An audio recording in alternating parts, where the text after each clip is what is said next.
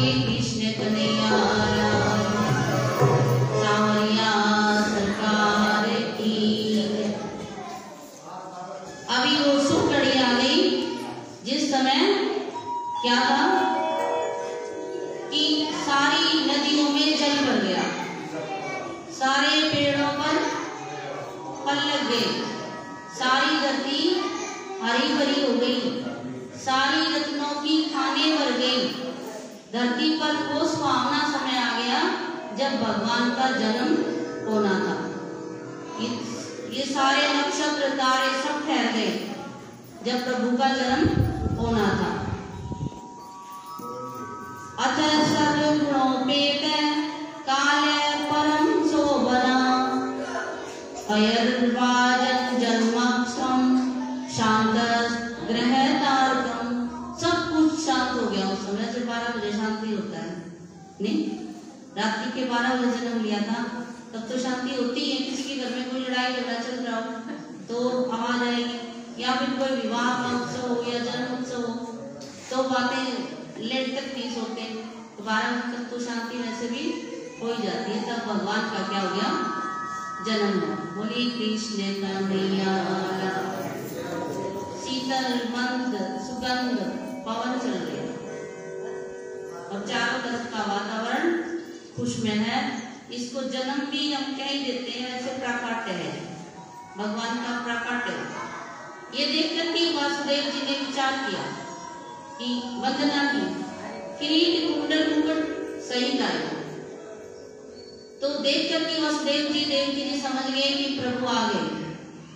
खूब वंदना की, पर माँ का दिल तो छोटा सा होता है ना, उनकी तो ये था कि अब देना है, क्या होगा। भगवान कृष्ण ने कहा अपना रूप दिखा करके कि तुम चिंता मत करो, मैं जाने का प्रबंध भी करूंगा, मुझे कहाँ जाना है क्या करना है मैं करूंगा, तुम चिंता मत करो।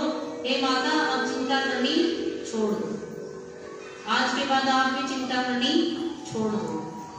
क्यों, देखिए अब हमारी चिंता करने से कुछ बढ़ता तो है नहीं, बढ़ता है नहीं बढ़ता ना। एक छोटी सी बात है, एक आप हो या मैं, मुझे कोई भी एक माता है तो भोजन बना रही थी, उसका बेटा बाहर गया हुआ था, थोड़ा लेट हो गया आने में, तो उस माँ की क्या संकल्प चलेंगे कि क्या पता क्या बात हो गई, आज कहीं गिर गया होगा, कोई एक्सीडेंट नहीं हो गया हो, किसी ने उठाया हो ना उठाया हो, और वो भोजन बना रही थी।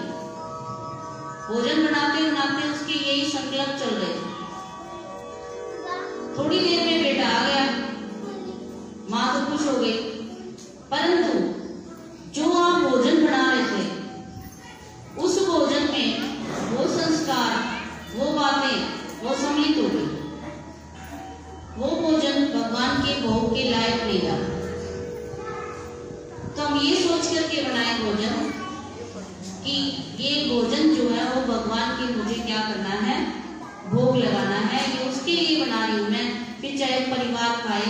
तो इससे सारे परिवार में सात्विक विचार अपने आप होंगे।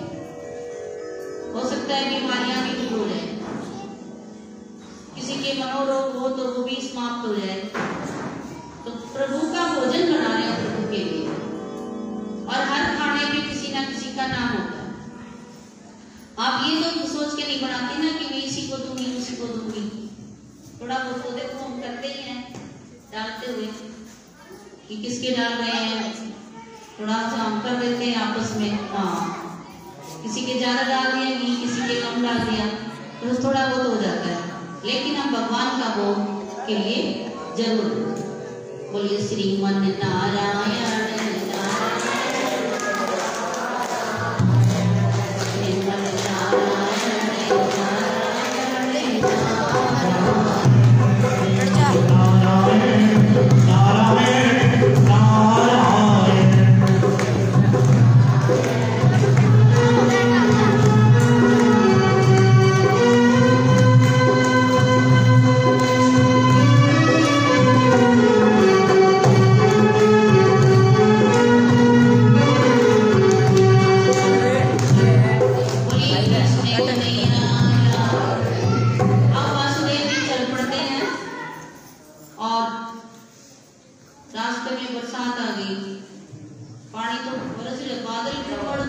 आते हैं। आज हमें भी वाणी से चले तो वैसे ही आएगी बादल, आज तो बरसात पाएगी वहां, लेकिन आए तो यहाँ ठीक मिला।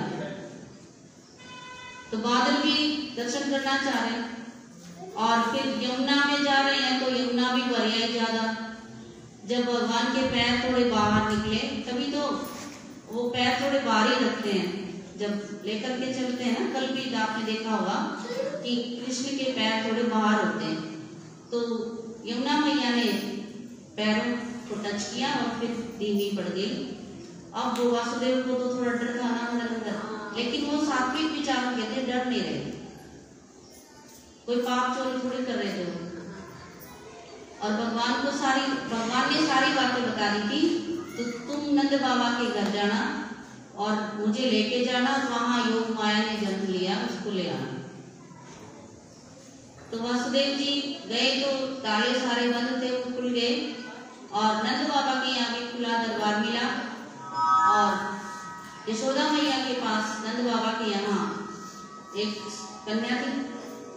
उनको ये पता ही नहीं चला कि हमारे पैदा क्या हुआ है। प्राकट्य होता है ये, योग माया का भी प्राकट्य था, भगवान का भी। जैसे काट में अग्नि होती है ना, काट में अग्नि पैदा हो जाती है, ऐसे ही भगवान का जन्म होता है, प्राकट्य बोलते हैं। अब लकड़ी रखी है, उसमें पता थोड़ी चल रहा है कि आ गया उसमें। इस प्रकार जब भी भगवान धरा पर आते हैं वैसे ही प्रकट होते हैं। तो वासुदेव जी वहां से योग माया को लेकर के वापस चल पड़े और वहां से वापस नहीं आए तब तक सारे रखवाले सो रहे और आकर के देव जी को दे दिया। और फिर एकदम सारे ताले ऐसे बंद हो गए जैसे खुले ही नहीं थे। सारे रखवाले एकदम उठ गए जैसे वो सोए ही नहीं थे। अब फिर कंस को ये पता चला, खबर मिली कि संतान, 8वीं संतान हो गई है। तो कंस की क्या गति हुई होगी? कंस ने तो बाढ़ भी नहीं अपने देखे, कुछ चल पड़ा एकदम। 2-3 बार पड़ता पड़ता गिरता गिरता उठा रास्ते में, क्योंकि वो तो घबराया हुआ था ना, मैं जाऊं और उसको क्या कर दूं, बस मार दूं। तो घबराता हुआ आया। अब देवकी कहती है कि भाई ये तो कन्या है, कम से कम इस कन्या को तो मत मार, मेरे 7 संतान तूने मार दी, एक कन्या तेरा क्या बिगाड़ेगी, तेरी तो बेटी लगा, तो कुछ भी समझ इसको, लेकिन इस छोटी कन्या को तो मत मार। परंतु वो निर्दयी हत्यारा पापी, उसने इस बात की तरफ ध्यान नहीं दिया। उसने उस कन्या को उसी तरह पकड़ा और पत्थर पर मारना चाहा, लेकिन वो पत्थर पर मारने वाली चीज नहीं। उसने तो एकदम जैसे छूटते ही वो तो आकाश में चली गई। और क्या कहती है, अरे बावड़े कंस, तू क्या मारेगा मोए, जब मैं पैदा हो गया, जो मारेगा तो है, जो तेरे को मारेगा ना वो तो संसार में पैदा हो चुका, तो मुझे क्या मारेगा। और ऊपर जैसे ही गई है तो दुर्गा माँ का रूप धारण कर लिया, दुर्गा के रूप में सभी को दिखाई दी। बोलिए कृष्ण कन्हैया। वो तो आदि दैवी शक्ति थी, मरने वाली चीजों में से थोड़ी थी। हम हैं, हम पैदा होते हैं, मरते हैं, फिर जन्मते हैं, फिर मरते हैं। कुछ शक्तियां स्थायी हैं, वो ना जन्मती है ना मरती है, उनका जन्म लेना भी प्रभावित नहीं होता। जैसे ये सती का देखा था ना, पार्वती का, सती का, इसी तरह। तो वो आकाश में जाकर के देवी माँ का रूप बन गई और इधर नंद बाबा के यहाँ जन्मोत्सव मनाया गया, जैसे आपने कल मनाया था। और अब उसको देवकी को वासुदेव की बेड़ियों की जंजीरों से उसने मुक्त कर दिया। बोलिए कृष्ण कन्हैया लाल की, सांवरिया सरकार की। क्योंकि वो देवी क्या बोल गई, तू क्या मारेगा मोए, मारने वाला पैदा हो गया। अब कंस की धड़कन क्या हो गई, बढ़ गई कि वो तो यहां ना पैदा होके कहीं और पैदा हो गया। थोड़ी देर में नारद जी आते हैं और नारद जी कहते हैं कि देखिए यदुवंश में,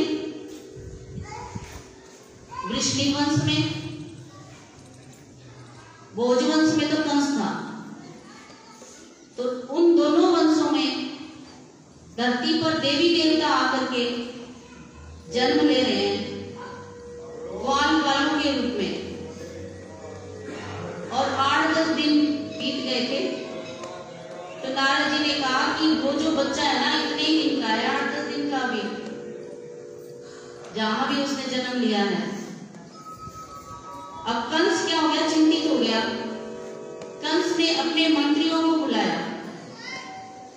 किनको बुलाया, अपने सारे मंत्रियों को बुलाया और मंत्रियों को कहा कि वो राक्षस ही तो थे, राक्षस तो राक्षसों की तरह ही बात करेंगे। अब वो देवताओं का शत्रु हो गया कंस, और उन्होंने कहा कि जितने भी ऋषि मुनि तप कर रहे हैं उनके सारे यज्ञ भस्म कर दो। क्यों कर दो? क्योंकि यज्ञ के में जो आहुति दी जाती है, जो भोग दिया जाता है, वो देवताओं को मिलता है। देवता उसी से पुष्ट होते हैं, फलीभूत होते हैं। अभी हम करते नहीं है, कई बार अग्नि पर भोग नहीं देते हैं ना, खाटू श्याम जी का भी देते हैं, देवी का भी भोग हम देते हैं। और वैसे भी आप भोजन बनाते हो तो आधी एक रोटी अग्नि में डाल देते हो। तो जो अग्नि पर जो भोग दिया जाता है, यज्ञ में जो आहुति दी जाती है, वो देवताओं को मिलती है। तो सारे राक्षसों ने कहा कि देखो आप नहीं डरते, हम नहीं डरते, हम ये ब्रह्मा विष्णु इनसे डरते नहीं है। विष्णु तो क्या है, वो तो एकांत में रहता है क्षीर सागर में, और शंकर अकेला वनवासी है। और रहा ब्रह्मा, इसकी तो हमें चिंता है ही नहीं। लेकिन जो ये देवी देवता हैं, ये अष्टपुष्ट होते हैं हवन यज्ञ से, सारे यज्ञों को हम भस्म कर देंगे। और इनकी जो जड़ है ना, कौन है? इनकी जड़ है ब्राह्मण, गाय। ये ज्यादा इनके क्या है, ऋषि मुनि। ये जहां भी मिलेंगे हम इनको विध्वंस कर देंगे। और हम नंदगांव में जाएंगे और आसपास के गोकुल में, हर जगह मथुरा में 10 साल का बच्चा हो, 10 दिन का बच्चा होगा, जो 10 दिन का, 20 दिन का, महीने का, 2 महीने का, हम सारे बच्चों को क्या कर देंगे, मार देंगे। बोलिए कृष्ण कन्हैया सावरिया।